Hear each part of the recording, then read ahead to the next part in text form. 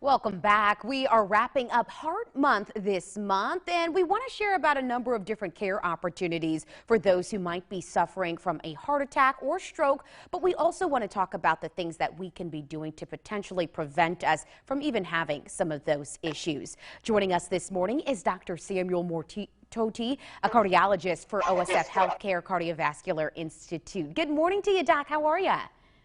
I'm fine, thank you. Thanks for having me. Absolutely. Some really important information to dive into. First up, tell us, what are some of the things we should not be doing in order to prevent a heart attack or stroke?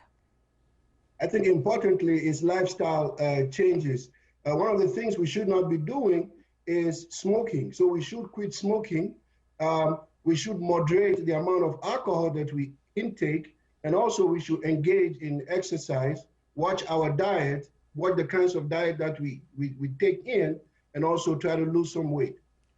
The important component about diet, that is one that we hear so much. What are some of the different foods or different items that we should be incorporating into our food regimen to help put us on the right track?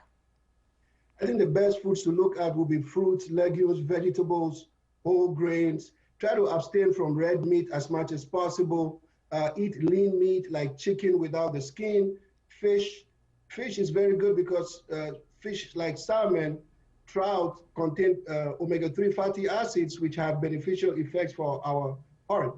You want to cut back on trans fats. In fact, you want to avoid trans fats altogether, and you want to cut back on saturated fats and replace those with unsaturated fats. And it sounds like a lot of things can just be some simple swaps of sorts, so not necessarily having to do too much additional work for people as well. Tell to us about age. Does that play any significant role in this? Oh yes, as we age, we accumulate risk for coronary disease. It is said that for males more than 45 years and for females more than 55 years, you have a risk factor for coronary artery disease or stroke for that matter. As you mentioned earlier, we know that exercise is an important component to this.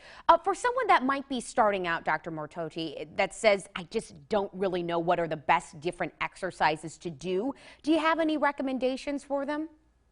Oh yes, we do recommend aerobic exercises. In addition to that, weight training or resistance training. In terms of aerobic exercises, these are the kinds of repetitive exercises that leads to increased heart rate and increased breathing rate, like walking, brisk walking, running, swimming, stuff like that. And we recommend that people exercise about 35 minutes most days of the week. So the recommendation is, if you can do moderate intensity exercise, you want to do about 150 minutes cumulatively over the course of the week.